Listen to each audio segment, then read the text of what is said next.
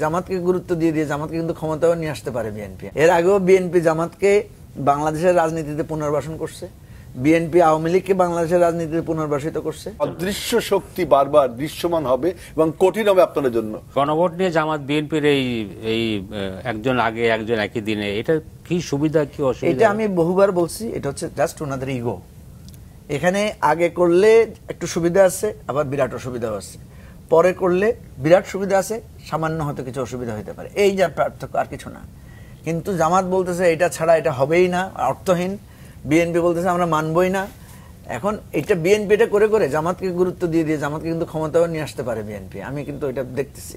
এর আগেও বিএনপি জামাতকে বাংলাদেশের রাজনীতিতে পুনর্বাসন করছে, বিএনপি আওয়ামী লীগকে বাংলাদেশের রাজনীতিতে পুনর্বাসিত করছে, এবং এখন বিএনপি এই সমস্ত করে করে মোটামুটি এনসিপি কে পুনর্বাসন করলে হয়ে যায় মোটামুটি। বিএনপি হলো মাল্টিপার্টি ডেমোক্রেসি এদেশে, বিএনপি দানশীল বিরাট হৃদয়, দানশীল হৃদয়। বিএনপি মাল্টিপার্টি ডেমোক্রেসি এদেশে ইন্ট্রোডিউস করছে, এটা তো আপনাকে অস্বীকার করলে চলবে না। আজকে যারা আপনার বলছেন যে জাতীয় ঐক্যের কথা, আমরা প্রথম থেকে জাতীয় ঐক্যের কথা বলছি এবং এও বলছি যে আমরা যদি নির্বাচিত হই এককভাবে, তারপরেও আমরা জাতীয় সরকার গঠন করব যারা যারা আন্দোলনের অঙ্গ, ইভেন জামাতও থাকবে সেখানে। আপনি একটা প্রশ্ন করেছেন তালিবাই বিরোধী দল কিনা, সেই প্রশ্নের সমাধান আমাদের চেয়ারম্যান বলেছেন যারা যারা জাতীয় সরকারে আসতে চাইবেন না, অনেকে কিন্তু আসতে নির্বাচিত হওয়ার পরেও আসতে চান না। এরকম কেউ আছে নাকি আসতে চাইবে না? Might be or might not be, হতেও পারে নাও হতে পারে, তবে হওয়ার সম্ভাবনাই বেশি।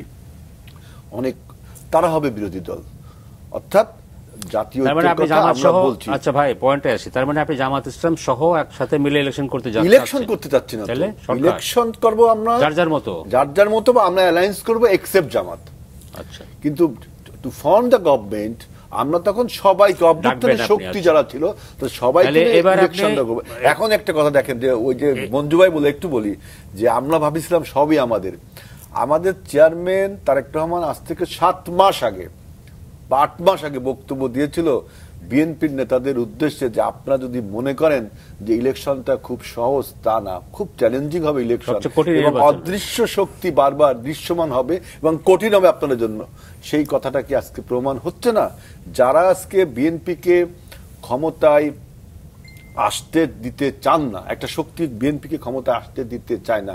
আমি বলছি না যে সমস্ত রাজনৈতিক দল আমরা আলোচনা করছি তারা না, তারা অতীতেও ব্যর্থ হয়েছেন, ইভেন শেখ হাসিনাও বিএনপিকে ধ্বংস করবার জন্য, মুছে ফেলার জন্য অনেক কারসাজি করেছে, কিন্তু বিএনপিকে মোছা যায়নি। সুতরাং আজকেও যারা নির্বাচনের নামে তালবাহানা করছেন, নির্বাচনকে অনিশ্চয়তা করে তুলছেন, তারাও মনে করেন বিএনপিকে ব্যর্থ হবে, কারণ জনগণের ভিত্তি রয়েছে বিএনপির সাথে।